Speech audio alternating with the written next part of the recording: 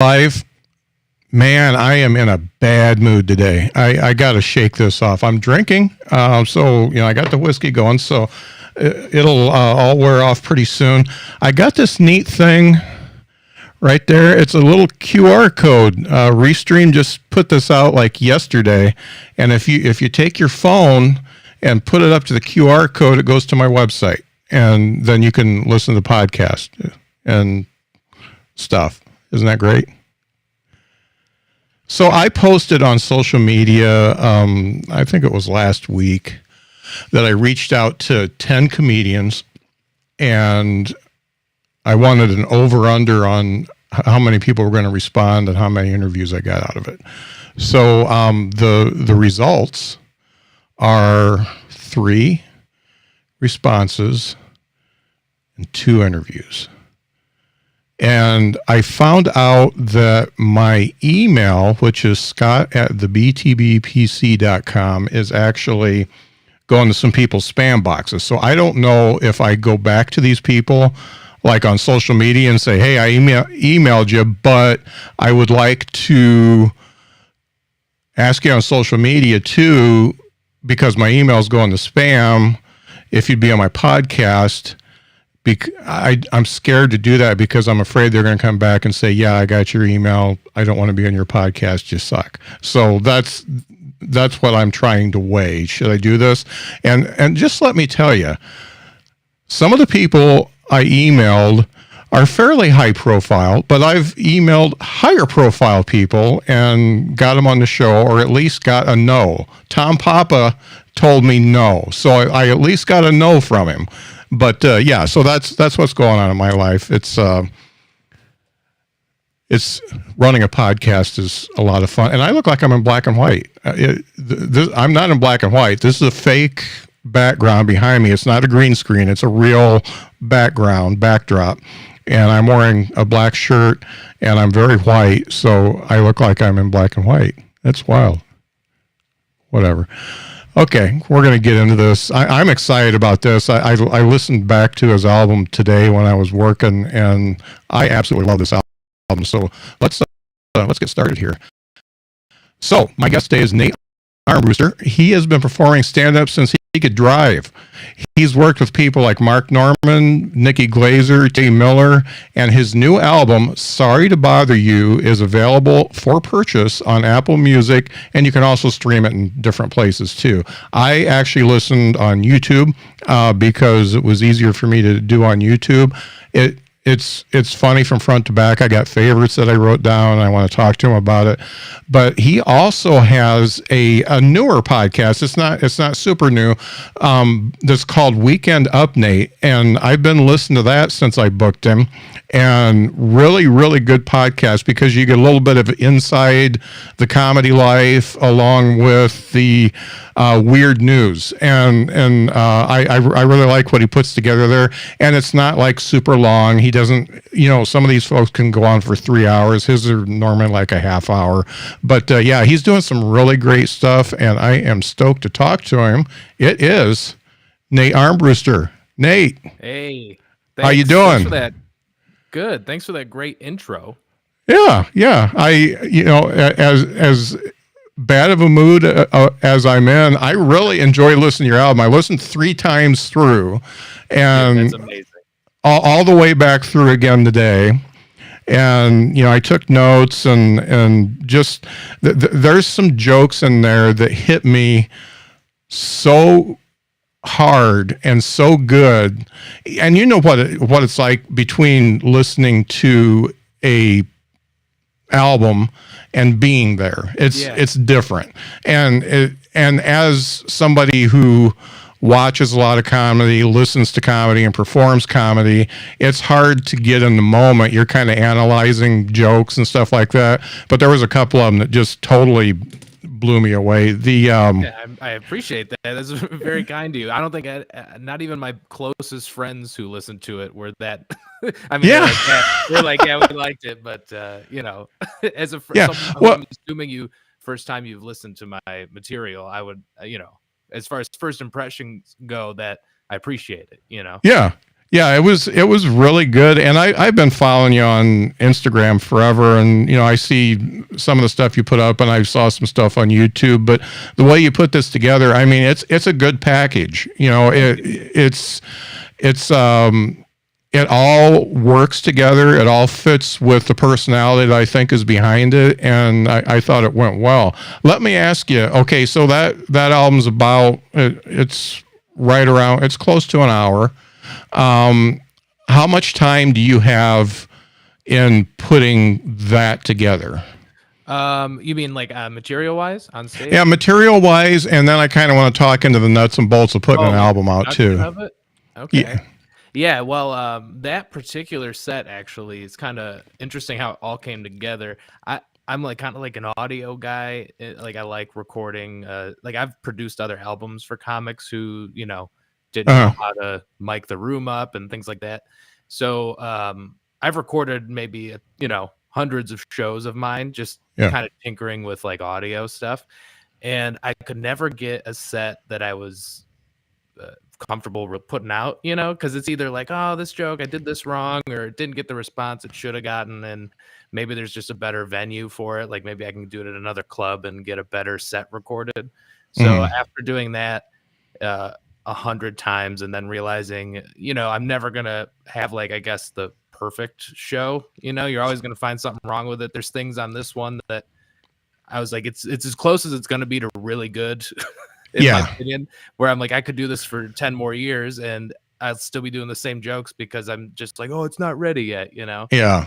So finally I reached out to Zanies in Chicago where I live, and it's a great comedy club. If you've never been, you should definitely go. It's probably one of the oldest in the country. I think it's like they've been open for over 40 years now, and it seats like 100, just over 100 people. It's a little tiny place, and it's just, when you walk in, I mean, headshots from the floor to the ceiling of just everyone who's been there, and any comic you've heard of has at least been there once. And they let me do a Sunday night show there, and that was one take what I put out. That was one show. So in my head, I was like, well, this will be the best opportunity at this like legendary comedy club, and so I have a lot of friends in town too that I can like. So I was able to sell it out, and I did maybe like 55 minutes, I think, before editing. And I cut out a lot because, I got distracted a little bit at one point in the show. Like somebody got up and I'd like talk to them for a second. And it's just stuff that just, it wouldn't translate to audio, what I mean? So I cut all that stuff out, and then maybe a couple jokes that I was just like, nah, I'll just leave this out. And it came out to about 43 minutes, I think, the final album. And then the production of it was just, Zanies makes it real easy too, because they have a lot of it already set up for you. Yeah, they've got like the mics and the cameras already there, right? So you basically get pretty much a first draft that all you have to do is go through and edit and put your tracks together. Yep. And I did all the editing myself too. So I basically gave them an SD card and they sent me audio, Cool. And each microphone. So we had like 4 mics in the ceiling for the audience, and then my microphone, all recorded separately on different tracks. And then, you can, say somebody's coughing under one of them, you can edit, you can do like specific edits and stuff. Yes. The more tracks, the better. I've learned that. I agree. Yeah. I mean, my thing, especially because that night, I don't get to do that a lot, like headline like a club like Zanies. And I mean, it's kind of like a few and far between. Most of the rooms that I headline are kind of just not shows you would want to record, really. Yeah. So when I was like, okay, they're going to give me one night to do this, I only get one show. Oftentimes you can record like 5 in a weekend. I think the last time I did something where I was like, okay, I'm going to record the whole weekend, I was featuring. So I was doing like 25 minutes a night or per show, and we did 5 shows. So I did different sets each show of all this different material. But that night it was like, okay, I get one chance to do all these jokes. So, I got to do it right, and I got to make sure it's recorded. There can't be one issue with it, right? So, I was like, record everything from every angle, however, and then it's like, just to make sure it's at least on tape. That was my goal that night, because worse than finding out like the SD card was full when you get off stage. And Yeah, that also sucks. Yeah, yeah.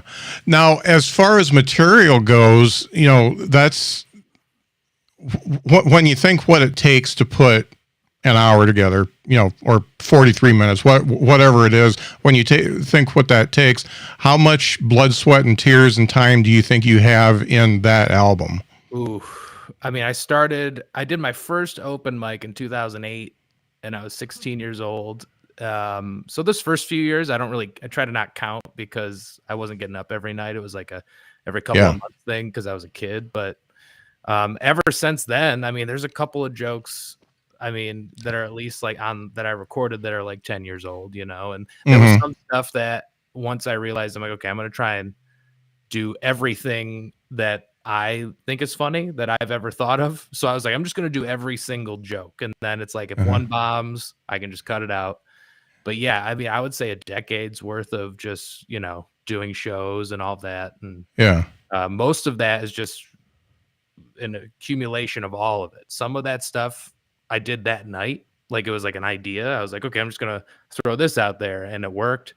And then some of those jokes are, I mean, older than I care to admit. But, you want a record of it if it's a joke you like. And I liked all of the jokes that I recorded. So I was like, man, I haven't done this one in maybe 5 years, but why not, just do it that night. And then if it works, I'll keep it, So I could tell that you liked your material, that you were confident in it, but it didn't seem like some of that was something you hadn't said for 5 years. It seemed, seemed like it was all, current. Good. That's a good sign then, I guess. Yeah. It's a couple of those jokes, were maybe five years ago is the last time I told it. So maybe it's older than 5 years. And then I was like, oh, I forgot about that one. I started going back and listening to old sets, and I was like, somewhere along the line, a couple of those jokes fell off. I just don't do them on the road or anything. I kind of outgrew them, I guess, but I thought they were still good jokes. So I dusted them off, and a couple of them went well. And I was like, all right, I'll just leave that on there, because, length kind of, you want it to be, as an unknown comic, someone who's not exactly like, I don't really have like a big audience, especially online. So it's like, that's where the most people are going to see it and hear it.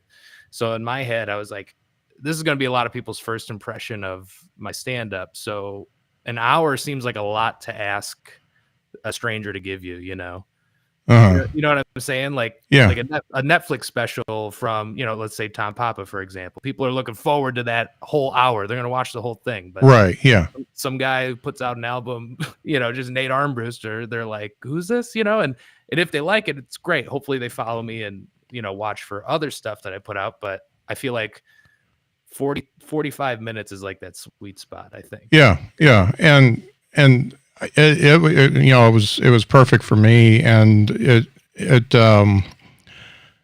like I said, it just seemed cohesive. And I gotta say, one of my favorite jokes I've heard in a long time was the paper or plastic one. Hey, thanks, man.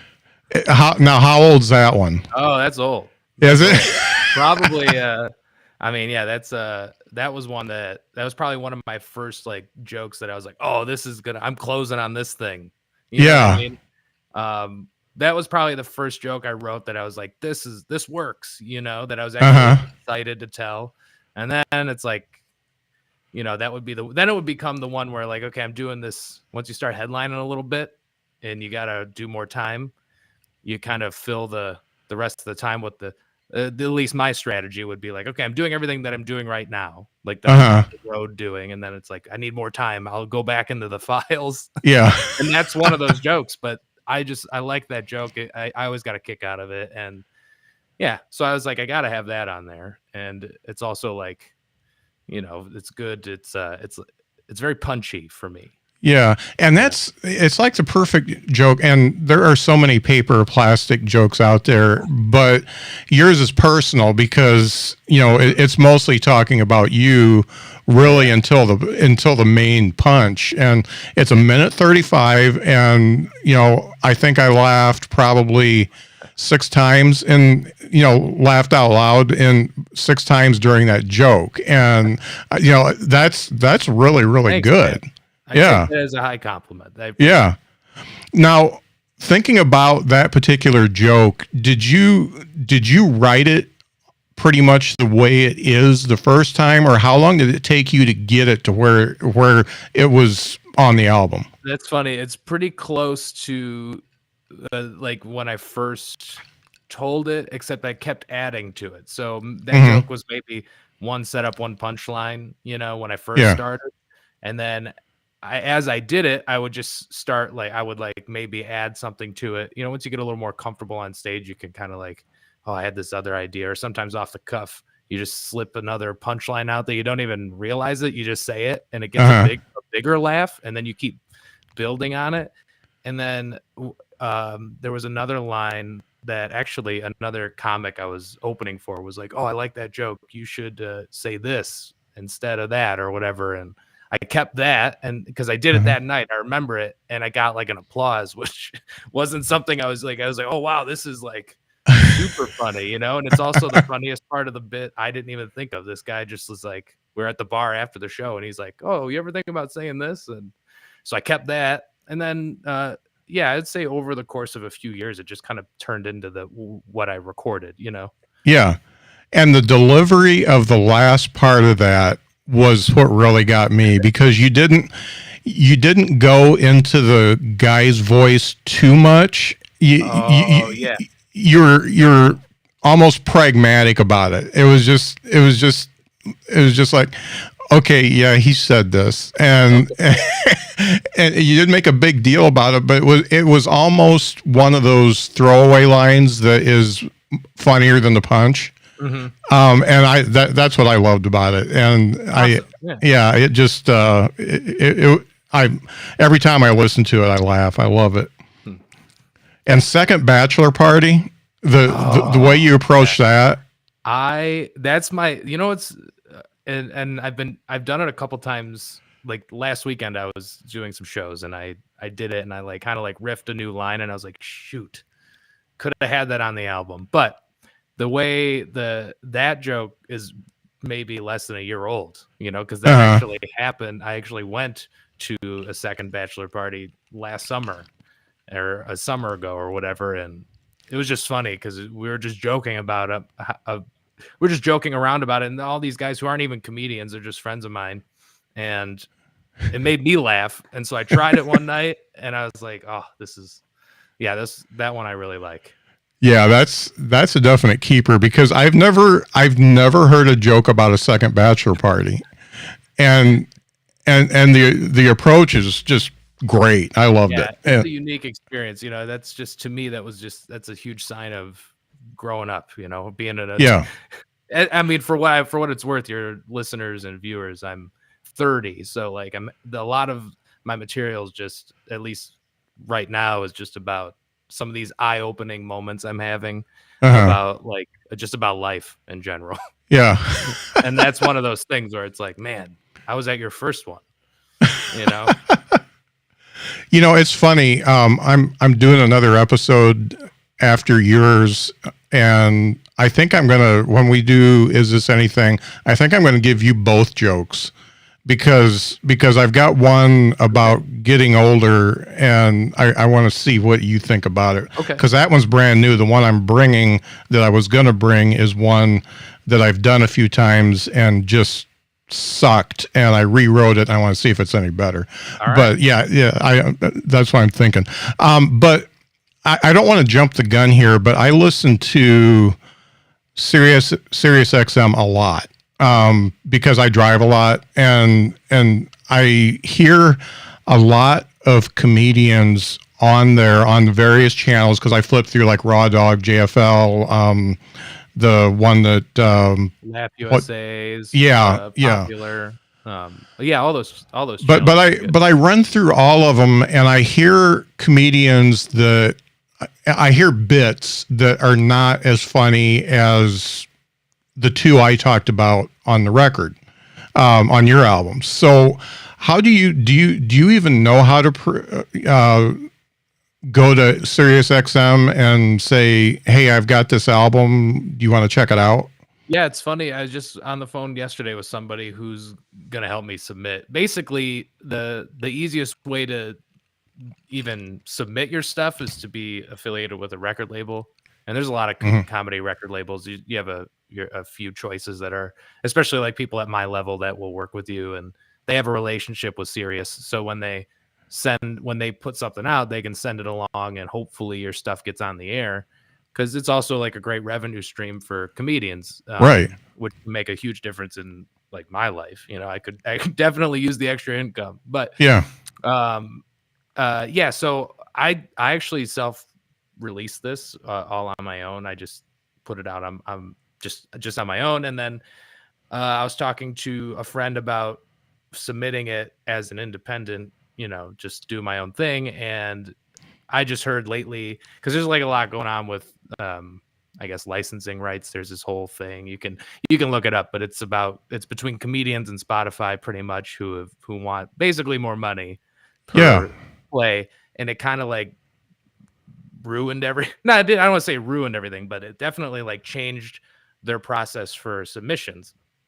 So from what I understand, it's harder to get your stuff listened to as an independent, because they don't know, like, if you're affiliated with a label who basically isn't part of all of that conversation, you at least have a good chance of getting listened to. Hopefully it gets on the air though. But Uh-huh. that's definitely a huge part of why I put this out, is because I would love for it to be on Sirius, kind of expose you to a new audience. And it's like, it's a little feather in the cap as a comic, Yeah. because if you're not a comedian who's on Netflix and no one's really asking, like no one's hurting for a special from me, you know what I mean? Like no one's really like asking for it. So Yeah. you got to do it all yourself. So you got to put it out, and hopefully people like it, and then you can submit it through Sirius, as opposed to like someone who's just got an opportunity to produce a Netflix special.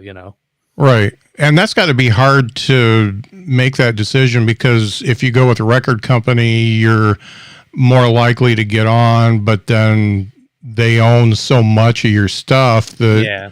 it you don't get paid as much. And then Yeah.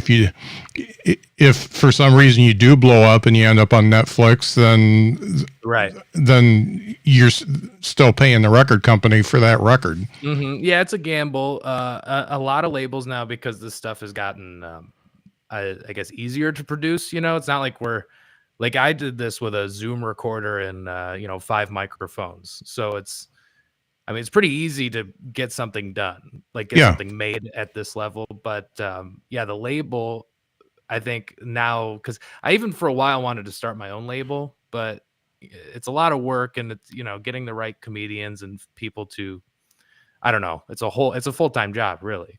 So Right. I never really did it. So I started helping other comics just make their own stuff. And then I think a lot of labels now, newer labels, are comic friendly, and they understand. Some of them are even run by comedians. So they understand what it's like to be a comedian who's like, I don't know, sign this paperwork, and then will I ever get, you know what I mean? Like, Yeah. it's a thing, because because this is like, it took me a long time to even get these jokes, or to get comfortable enough to record these jokes. Yeah. You know what I mean? Like, Right. so it's very important to me, as it is other comedians, their jokes and their work, and trying to at least maximize the potential earning. Because then it comes down to like, sure, if I could get this on myself and I make 100% of the money, let's say it plays all the time and I'm making like good money, but maybe it'll play for a week. You know what I mean? And then you got 12 labels that you're competing with, and they have 5 new releases. They're going to prioritize theirs over yours. So, I mean, does it have longevity if you're not with a label too? So that's also something you want to consider, I think.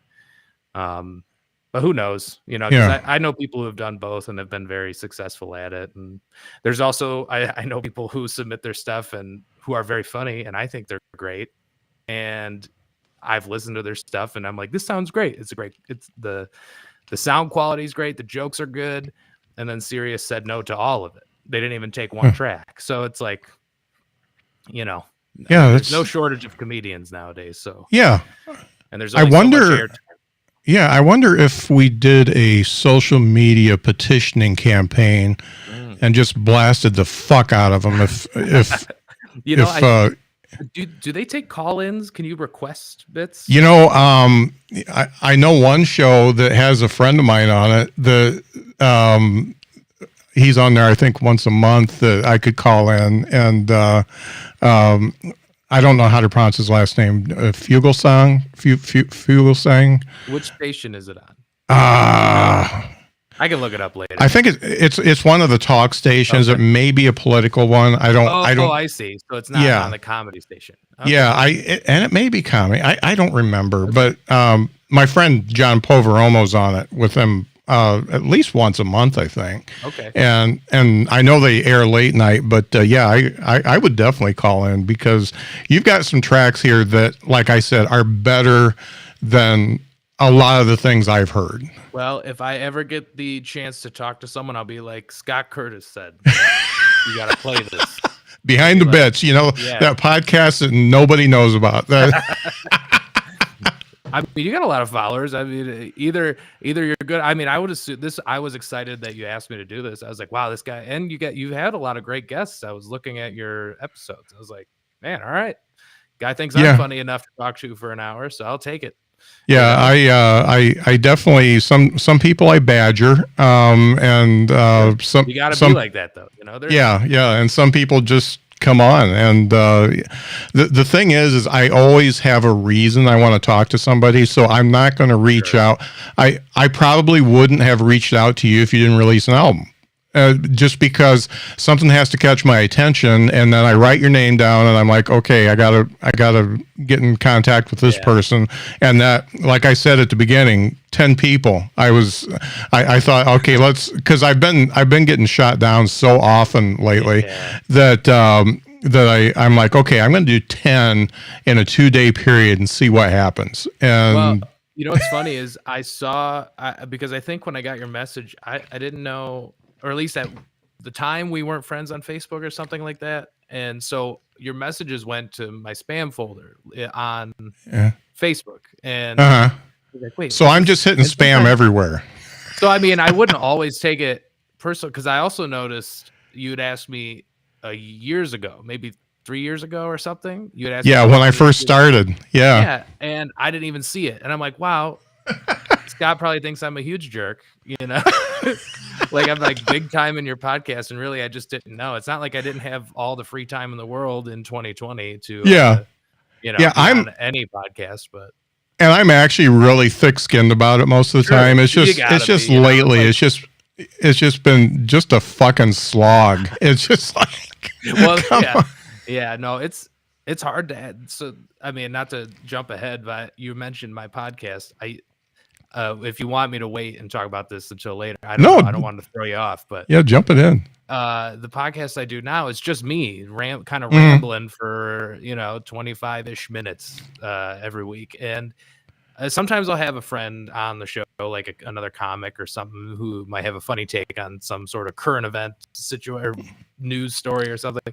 And before that, I did a podcast just called One Crazy Story, where I would have comics on and they would tell me a crazy story, something you would tell at a party, you know, like, and that was so much fun because people would tell me. And the other cool thing is I didn't have to have comedians on, you know, I had personal friends just from like high school who had a good story, and they would agree to do it, you know, and then that was so much fun.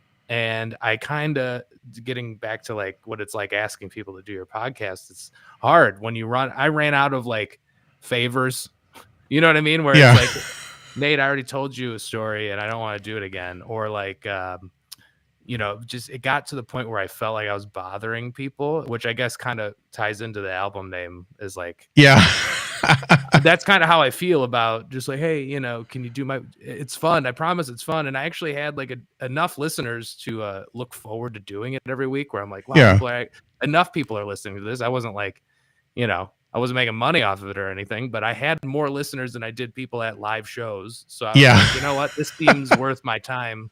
And I liked it. I like funny stories, and the whole production of aspect of things are fun. So that's how I ended up doing what I'm doing now, is because I don't want to rely on a guest, canceled the day before or something. And then it's like, great. Now I'm, behind and it's also just a bummer when that happens. You're like, man, then you're not motivated. I don't know. It's just a snowball effect with me. So I was like, I'm going to do this by myself and then have the option to have a guest it works more for my, just how my brain works. Yeah. And I really like the way you do it. And the funny thing is this was, I think, towards the end of the pandemic. So I was trying to do social media stuff, and I'm 58, so it's not, it doesn't come as easy to me. So I did a TikTok channel that was like weird news, and my problem was I couldn't find enough weird news. Well, I'm noticing that this is because when I first started, it's kind of an evolving thing, right? Because it's like I got enough. It's like the same thing where it's like I have enough listeners. I don't feel crazy doing this. You know what I mean? It's enough that I know somebody is looking forward to it. Yeah. So it gives me enough motivation to make the thing. I also enjoy it, but I also wanted to get better at just being solo on the mic. That's just like a skill set that I envy of other comedians and radio people, podcasters, whatever it is. And it started as like, okay, I'm going to talk about like current events, like what happened this week. And then you realize most of the world sucks. So it's like, this is just depressing now. I don't want to, you know what I mean? It's hard to make jokes about like some of the stuff that happens. And some of it's like obvious. Like, why isn't he talking about this big story, the Ukraine war? It's like, I don't have anything. No one wants to hear what I think about that. So I was like, how do I do this with being a little more fun and like having more fun with it and talking about, I would rather talk about, the guy who, whatever, what was the, like, I can't remember what I had on the last episode, but just like stupid news stories, shit that happens that you're like, wow, like, and it's just lighthearted and fun. I would rather talk about stuff like that than, whatever political situation is going on or whatever it is. Yeah. So I kind of started doing the weird news stuff. And I know there's other podcasts that do it. But I don't know. They usually have guests on and there's co-hosts and stuff. So I like that. I'm trying to do it differently. And I think my sources are a little different because I also don't want to be the guy doing the same story every week. Right. Right. Yeah. Then I start to look like a hack and I don't want to be that guy, So I usually open up the show for 10 minutes and I talk about what happened to like what I did this weekend and usually try to find like something funny to talk about there, like some personal story. And then after that, I guess monologue portion, I talk about some random silly news story that happened. Yeah. And I really like the story about the baseball fundraiser. Oh yeah. The chips. Yeah. Yeah. Dude, I wish I had filmed that set, getting back to recording in the day and age of YouTube clips and Instagram reels and TikTok without burning material. Cause now I'm working on a bunch of new stuff. And I don't want to post it yet. Cause like, I would say it's not like finished or whatever. Mm-hmm. It's not at a place where I want to put it out yet. And I have all this other backlog stuff from the album cause I also filmed it. So I'm sitting on all this stuff that I have like a plan for releasing it. And that show I did, it's like in a little banquet hall comedy club that's in my home state of Michigan. And it's like one of the first comedy clubs that ever booked me. And they do a lot of fundraiser shows. And I was like, should I film this? I brought my camera. And then, you're looking at the crowd and it was a good turnout. It was a fundraiser for a local baseball team, which these shows are always, I find that they're always usually pretty fun, but sometimes they can be weird because it's like all the kids' parents and, if usually you bring people, everybody in the room knows each other. So if you embarrass one person and you embarrass the wrong person, it can throw off the whole mood of the room. It's like, what I mean? Right. So you don't know the dynamics there. So like sometimes they can be a little rough, but oftentimes they're really fun. And they do like raffles. So they have like, prizes along the back table. And it's a silent auction. You put your tickets in and hopefully you get picked. And there was a lot of cool stuff like Detroit Tigers tickets or whatever whatever it is. And like cool stuff that you would actually want. And then I noticed, and I didn't even think about it, I just in the back of my head, I was looking at the prizes while the opener was on stage, and I'm looking at the table, and I notice just a laundry basket full of like snacks. It looks like stuff that you would just get out of your pantry, like a bag of potato chips and Slim Jims and stuff like that. And I was like, man, what an odd thing to like raffle off, Yeah. And I was doing the show, and like halfway through my set, and it's going well. Like everybody's having fun. We're like really moving. And then like I did a joke, and it just kind of fell flat. And also, I decided to not record this because I was looking at the crowd like, this probably isn't going to be anything crazy. I'm working on this new stuff. And, I just knew what I was going to do. So I was like, I don't need to film this. And then a joke kind of bombed, and I made a comment about, how they didn't lie. I commented on them not liking it. I was like, man, I really lost you with this one. And I realized like half the room is like, probably the parent of the kid begged them to come to the show. Like, you sold me a raffle ticket. I'm just trying to support my nephew's team or whatever. Like that's the kind of energy I was getting. Yeah. I called that out, and I got a big laugh, and I was like, oh man, I must be onto something here. And I said, some of these people are probably just here to see if they'll win this laundry basket full of potato chips. I just said that something along the lines of that, and it like erupted. Like it was the funniest thing. I couldn't even follow it. And then it was like, and then it just turned into this whole riff on like, who the hell would even like, it's literally like somebody forgot they were supposed to supply an item for the auction, and they just stopped it. They had a basket in their car, and they just stopped at a 7-Eleven on the way to the show. And it was the funniest thing I said all night. And I'm like, this is why you got to film every set, Yeah. Because then after the fact, I was like, man, that would have been so funny. It was just a genuine funny thing that happened in the moment and it would translate to somebody who wasn't in the room. It wasn't something that you had to be there. And I don't know. Yeah. So that was that story so that's the kind of stuff I try to talk about on the opening of the podcast is like, you'll never believe the shit that happened to me this week, and sometimes I have a boring ass life though. Yeah. The funny thing about that story is one of the things that got me thinking is when did you feel comfortable enough that you could be in the moment to do something like that? Because I know that that's a process because you're so focused on your set and your material and stuff like that. You don't even know what's going on around you when you start. What was it that made you so that you could be in the moment like that? Man, I don't really know if there's a specific moment that I learned.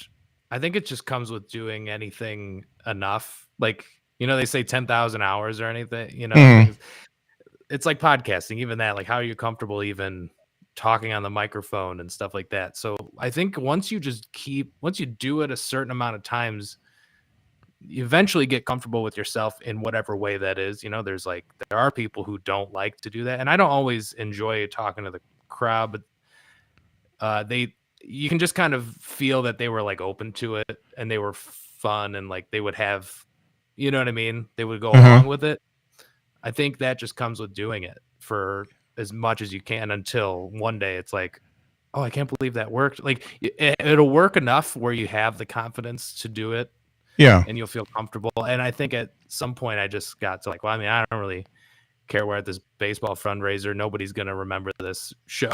You know what I mean? Like I'm not on the Tonight Show. It doesn't, like, if it sucks, it sucks. I mean, I want it to go well, but you just got to be comfortable with it potentially not going well because it's not always going to go well, and the moment you can like be okay with that, I think you're more comfortable. Like you can relax a little bit. And I think it helps. I think it helps even the jokes, like the jokes that you plan to tell, like your material. I think it also comes through there where like if the crowd knows if they trust you, which has a lot to do with like the confidence of like, no, I know these jokes will work. I'm going to try this new thing, but if it doesn't go well, then okay, I'll go back to this other stuff that works. I'll get them back and then I'll try another new thing. Like it's a balance, I think. But it took me a while to get comfortable because in general, I'm not. And that's another thing doing the podcast has helped with is like just talking in your room alone and getting comfortable and doing, if you can do so in a way that keeps even one person hooked. And, to me, that's a great skill to have. And it translates to the stage. Yeah. Because then I can take an idea and just kind of roll with it. And that's kind of what happened that night, where I was just like, Right. Well, you didn't like my joke. Well, I'm going to make fun of whoever just thought it would be appropriate or like at all exciting to share, the worst possible. And people put their tickets in there, which blew my mind. You don't want the Tigers tickets? I would just put all the tickets. I don't know, like something fun.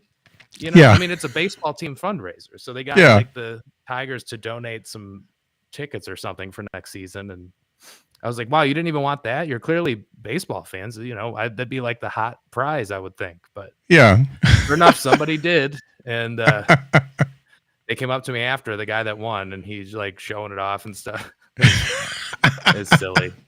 But, those are the moments. Those are my favorite parts of those shows, because usually something comes from it. Maybe sometimes a moment will happen with the crowd where you can add it to the joke.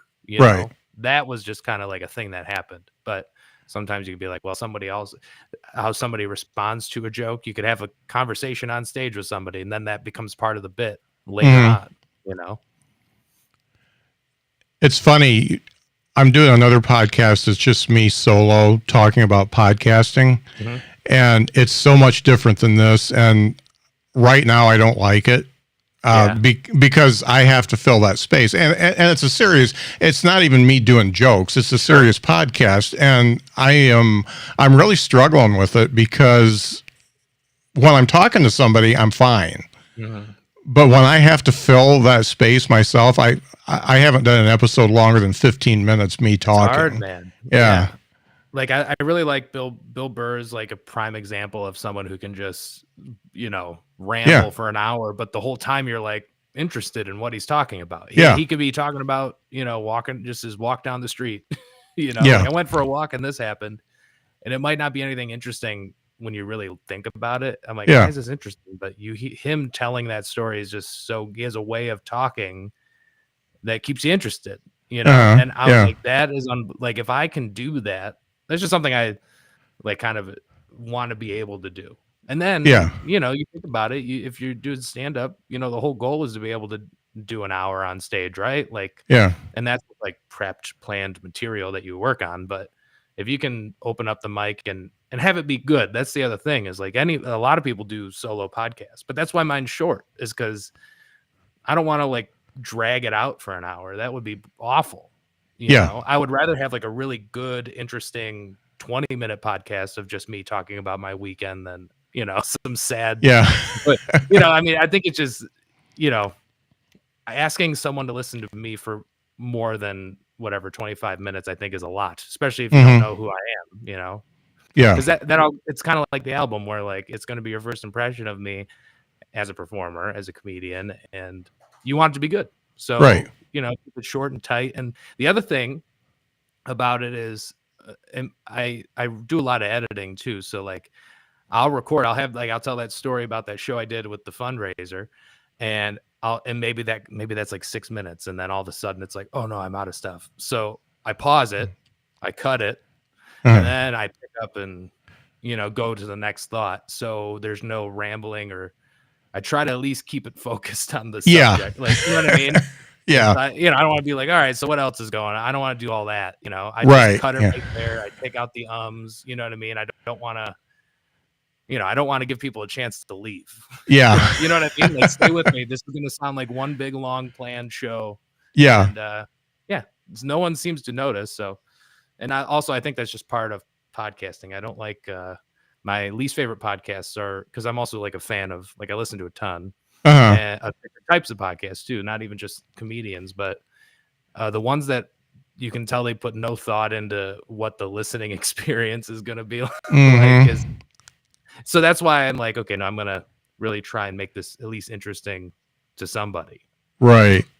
Yeah, you do. If you listen to a lot of podcasts, and I do too, you get to be a little bit of a snob, and the ones that, the audio is terrible, or you can just tell that there's 5 minutes of rambling before you get to the meat, and you can really tell the ones that are putting the effort into it and the ones that aren't. Yep.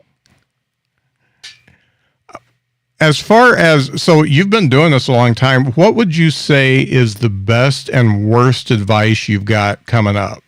Hmm. I'm trying to think of any bad advice because I mean, good advice would just be, and this, I don't know if this is just redundant if what other comics tell you, but the only way you're really going to learn how to do it is to do it, Mm-hmm. and it's these days it's pretty easy to get up somewhere, whether it's like your local. So many places have open mics, most towns have them now because but I would say just try it, if you ever want to try it, just give it a shot, and Mm-hmm. maybe it'll go awful, but at least you Yeah. know. But just keep going is kind of because the amount of times I thought, man, maybe I shouldn't be doing. Maybe I should go do something else. Maybe I should find like a different career path or something. But I just love doing it. Anyone who loves doing comedy isn't really going to stop doing it. There's Mm-hmm. so many people I've had this conversation with where, like, I'm still young. I can like make some money. I maybe get like a little 401k going. I got time. Yeah. And then I'm like, but I'm like, no, I shouldn't. I should keep doing this. Something keeps me going. And I don't know what it is, but I often think about every moment. I was like, maybe I just shouldn't do this anymore. It's kind of like, driving how far for how little money, like just the Mm-hmm. stupid things I take. And I think like, man, if every time I thought about quitting, I quit, I never would have gotten that next opportunity that kept me going. You know what I Uh-huh. mean? Yeah. Like, I put out this album. Had I quit, every other, I never would have been able to do this. And then, you know what I mean? Yeah. It's kind of like just having a goal, really. Yeah. But yeah, just keep going. I mean, don't get me wrong. If you really want to quit, you should quit. But I mean, but I don't know. I just to keep trying it. Something good's gonna happen. Whether it's you think of a new joke, a funny joke, just to keep getting on stage. That's like the best and truest advice. To give Yeah. and get to somebody. Yeah. And then the worst, nothing sticks out. Um, I mean, I've seen people just make poor decisions and they didn't know they were giving me advice. Mm-hmm.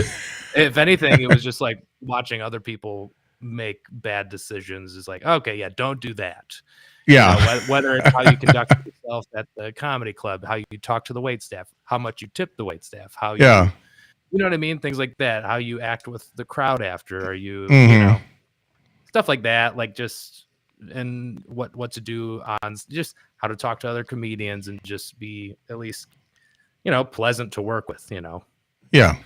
But like stuff like that, I always found valuable. Watching Yeah. somebody just either not tip or like the wait staff, and then it gets back to the booker at some point. Yeah. Stuff like that, just how to Yeah. conduct yourself.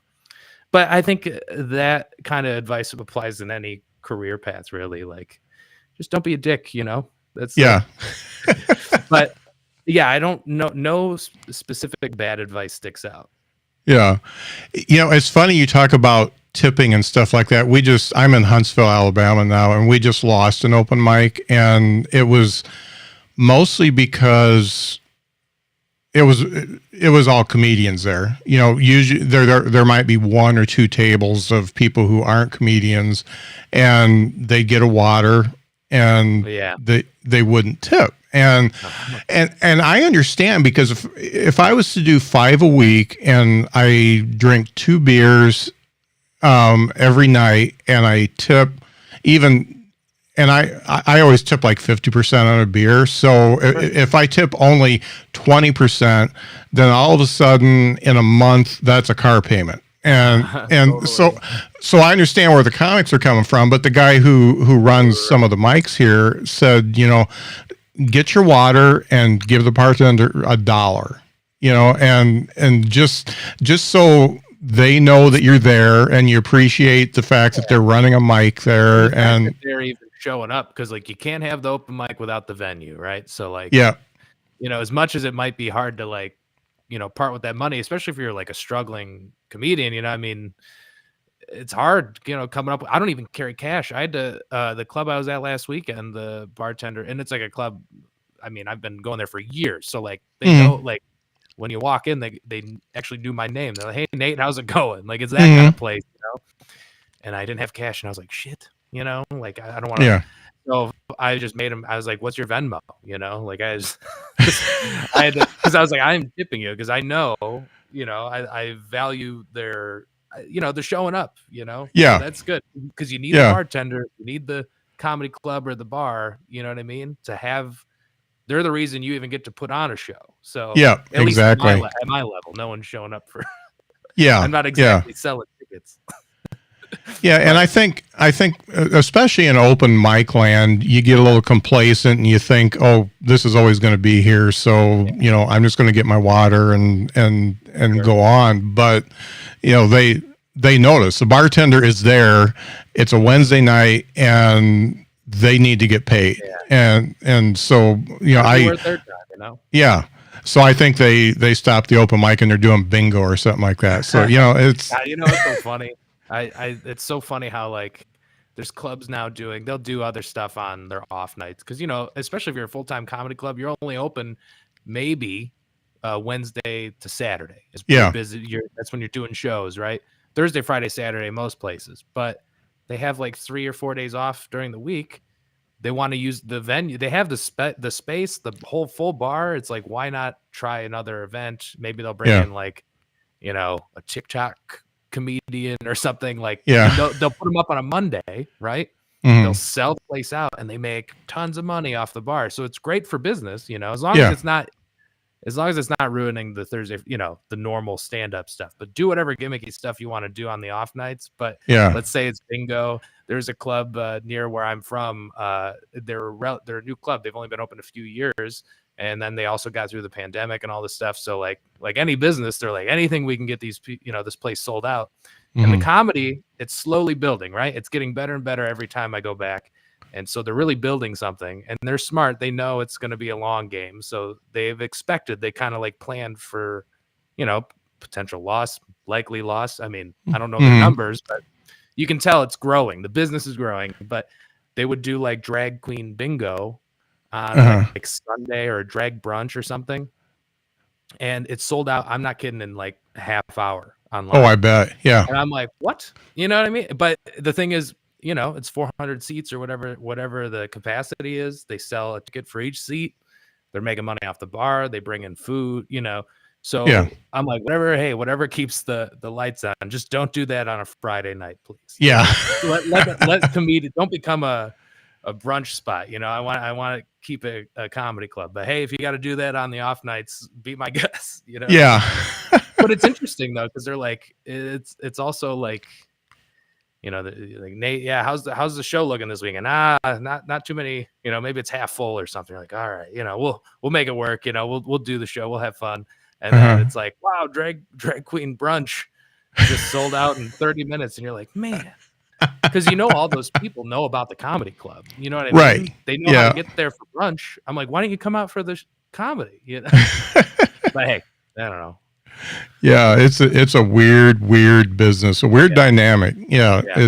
It's funny what's popular now and what may be popular in a year from now.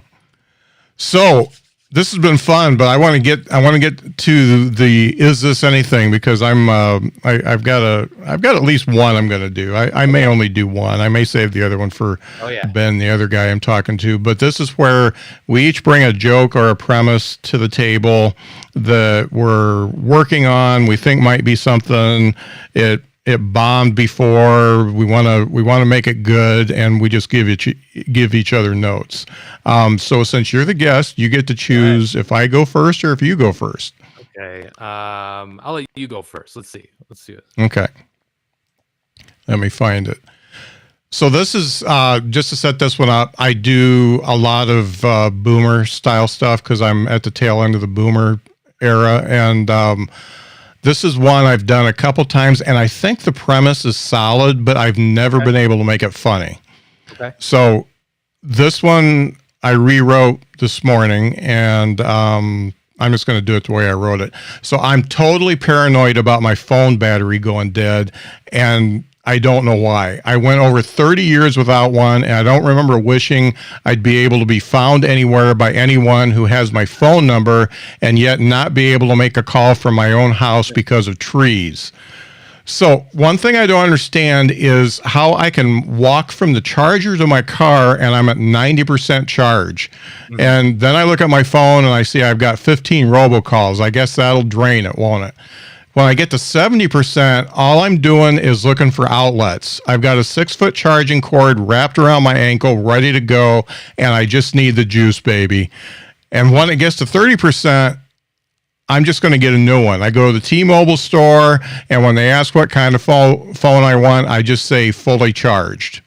That's funny. End of joke. Yeah, no, I like that. No, there's something to that because I think it's also not only, I mean, you kind of described it as like a boomery take, but also like, I think that's something we all deal with. I mean, I'm 100% addicted to my phone. So yeah, it is always charged. And if it's not 100%, I keep it charged. So I guess that's the difference there is like you're struggling to keep it charged, whereas it's never getting below 100. You know what I mean? Yeah. So, but no, that's something totally, I think that is, that whole premise is great. Yeah. Do you think I should make it shorter? Should I put more tags? Should there be less tags? I just don't know what to do with it. I think a little shorter. Based on if exactly what you read is how you say it on stage, yeah, I would maybe shorten it a little bit. Yeah, it was twice as long. Yeah. Okay. Well, I mean, I guess it would also be different to see it in front of a crowd, you know. But I think the payoff is funny. Like I like that. Yeah. You know, like what kind of phone do you want? Fully charged. That's, you know, and like the idea of, you know, I guess it is. I don't know the rest of your act or how you do, but like the whole like boomer, like it was. Phone's never charged. Like this is something my dad would do, where it's like, you know, can never find his charger, can never find his phone, can never, you know what I mean? I'll just get a new one, you know? Yeah. So no, I like that. Yeah, no, I think, but I think a little shorter. Yeah. If you're going based on exactly what you read. Yeah. I wonder if I could go from, because I think the fact that people can find me wherever I'm at, and yet I can't make a call when I want to. I think that has legs, but I could jump right to the 30%. So when it gets to 30%, I'm going to the T-Mobile store and getting a new phone. Mm-hmm. Yeah. Because the other two, I don't think really. Also, the robocall thing, I don't know if that's true. Yeah. Like that really. I mean, I don't know. It might be. It's not impossible, but I don't know if that really drains the battery. You know what I mean? Yeah. You might even be able to just cut that part. Or think of a different, you know, why else would maybe a funnier reason of why you know what I mean? Why it's the battery's being drained all the time. Yeah. Yeah. And I've never heard a phone battery joke. And the reason why this comes up is because my son, who's named Nate, who turns 30 this year, his phone is always like at 15%. And it drives me absolutely crazy. And he doesn't care. Yeah, well, see, maybe so if we're the same age, maybe I'm just crazy. Like, because I'm always like my phone is always at a 90 or more for sure. You know? Yeah. And just because I'm paranoid of it dying. Yeah. I don't know that it's the battery's fault. I think it's just me being like, nope, not even gonna risk it. You know? Well, I know both my son and my daughter, their phones they're always like, oh shit, my phone's gonna die. Yeah, well, good. Yeah, I just feel like the premise is there. I just say what? I love that fully charged. That's funny. Like when you want a new one. Yeah, so I just need to get to that, and then if I can find more to add on to it, then that's fine. Yeah. Cool. You definitely got something there. Okay, good. So what do you got for me? So, okay, I've never even tried this on stage, and I want to, like, maybe I'll try it this weekend just because it makes me laugh, and I find that if it makes you laugh, you should at least give it a shot. Mm-hmm.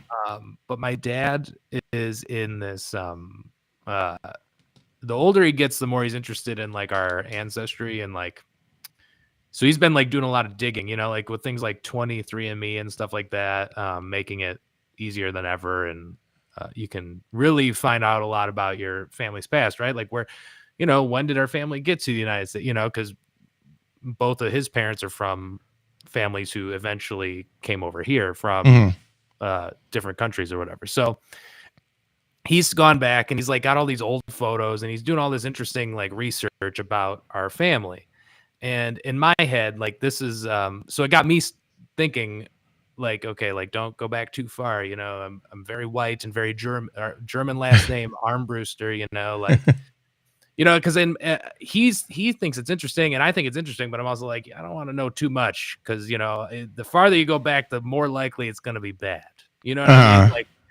Like so this is where this is like the whole, I mean, this is just like it's like I said, I've never even tried this yet, so I don't even know if it's funny, but that whole thing where I'm just like, don't go too far back, because we're very German and very white. And then also our last name, so Armbruster, it literally means and I'm reading this off I looked it up off of Ancestry. It's on Ancestry.com as Armbruster is the occupational name for a soldier armed with a crossbow or a maker of crossbows from an ancient derivative of Armbrust, which means crossbow, right?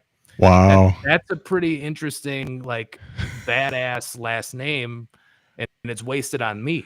You know what I mean? Like my ancestors would, if they met me, they'd be like, you're like, what happened to us? Like, first of all, you do comedy. You're very sensitive. You know what I mean? Like you could just roast the hell out of me. Like it's not, it doesn't work with my everything about me.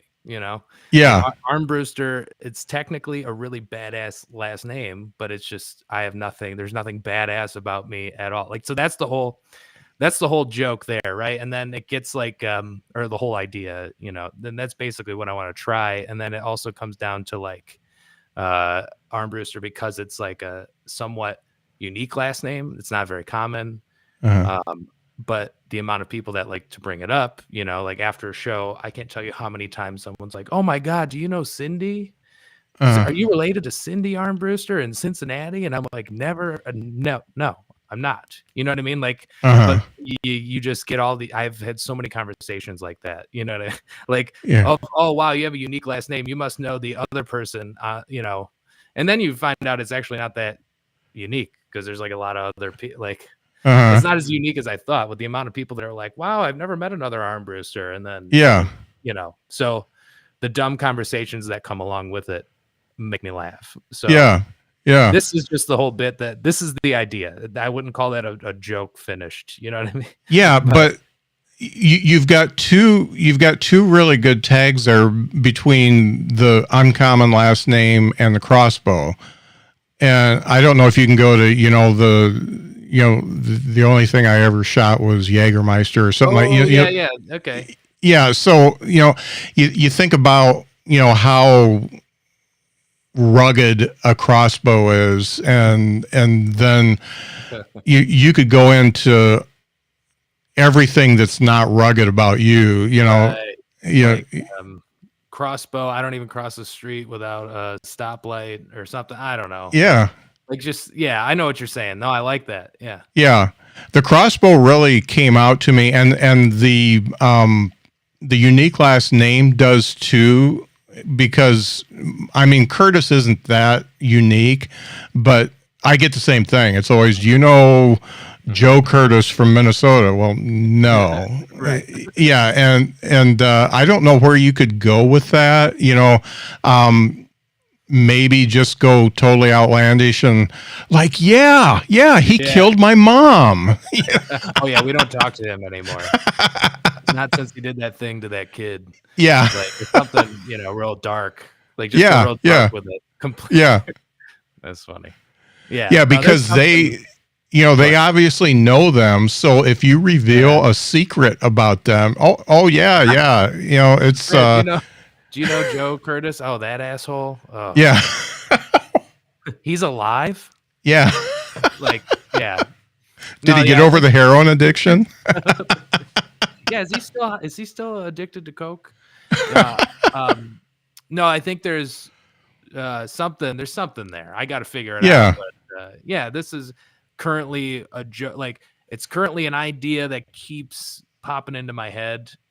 You know what I mean? So, because like I would like to think I think of like I got a note in my phone in my notes app that's like a million pages long of just crazy shit like Yeah. something that I think it's funny or Yeah. a potential joke idea.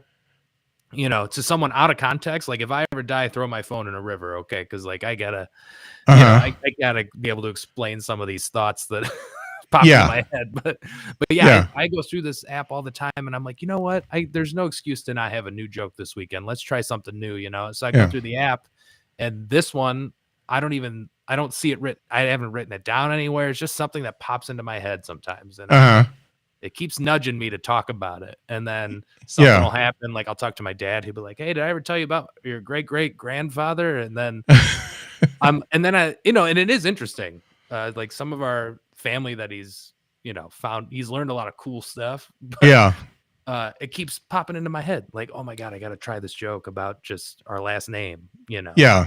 Like, so anyway, yeah. So it's something I feel like if it keeps popping into my head, it's got to be worth giving it a shot. So. Yeah, definitely. So crossbow is just funny by itself. So the word is funny. So being able to play off that's great. And also the name recognition. You've definitely got something there that you could build on that for sure. You gotta think of like a funny family crest, you know. Yeah. for like we would have to update it, you know. I'll have to find. Yeah, I got to do some research, but I think it'd be funny to like really like go all in on it. And we replace the crossbow with kombucha. Yeah, yeah, I like that. Yeah, something real like what would you say, Gen Z like or something? Yeah, something real like I don't even know if that's the right thing to say, but you know what I'm trying to say. Yeah, something definitely a weak man would. Yeah. So you know what I'm trying to say. Something, a good example of my life. Yeah. Now. I went from hunting my food to wanting to make sure my digestive system is working right. Yes. We don't make crossbow. Like if an ancestor of mine, like an actual crossbow maker from, you know, however many hundreds of years ago, saw me now, I'd be like, you know, I mean, I'm just taking Metamucil now. Like, you know, like I'm much weaker than, you know, I don't even know how to make. Yeah. Like I shouldn't have any weapons. I'm an idiot, you know? Yeah. So, and luckily we don't need crossbows anymore. Yeah. But still, it's like, it's funny though. I just think about that. Like, you know, when they were coming up with last names, like Smith is usually like, I would say that's one of the most common last names, but like blacksmith, you know, it's like a verb, you know, back then that was like your occupation. And all of my ancestors probably would be so disappointed to know me, you know, because they were likely doing some badass stuff, and here I am. But so that's the whole premise of something. Maybe I'll try it this weekend and see what happens. You've definitely got something there. And the funny thing is I'm starting to get listeners writing in, giving me tags. So nice. If I get any, I'll send them over to you. Please do. I'll tell them I'll credit them. Yeah. This little bit of the podcast, I've been doing it 3 years, and I just started this like a couple months ago, and it's really like the best part of the podcast now. So that's a great idea. Yeah. Yeah, and I did it because this dude from Canada said I should. So there you go. Comics love talking about Joe, and also like, hey, you help me just say it out loud. Yeah, you know what I mean. And there's it's low stakes because I'm having a conversation. You know, like if you don't laugh, I'm not gonna like hate myself. Yeah, but like the idea, like it's not like trying a joke on stage where like if the crowd doesn't laugh, you know, like if you, the only feedback I'm getting is your response, you know, right? Yeah. So if it's not laughter, you'll probably at least help me figure something out. And now after this conversation, I at least have the confidence to try it this weekend. You know what I mean? Like, if I go back and listen to this and I'm like, okay, I said it like this, and then some of your advice with the tags and stuff. Yeah. So I'll try it this weekend and I'll let you know how it goes. Excellent. Yeah, definitely do. That's great. Where can folks find you on the internet? And make sure to mention the podcast again, because it's good. Okay, so my podcast, which also I'm thinking about changing the name, but I don't know when or how but anyway, it's at this moment, it's called Weekend Update, and I post an episode every week. I'm behind on this week's, but I'm probably going to edit it after we hang up and post that. Yeah. But yeah, so I post every week. My album, Sorry to Bother You, is on all of the streaming apps. You can listen to it, whatever, download it. Which the video version, I guess the special will be out on YouTube at some point in the next few weeks too. So you'll be able to watch it if that's more your thing. And all that info, I like live on Instagram. I'm on Instagram all the time. So same. It's like my main social media, but I'm on all the apps. Everything is just at Nate Comedy. And yeah, easy to find. I'm on the road a lot, do a lot of live shows too. So yeah, if I'm ever in a town near whoever, I'll let you know.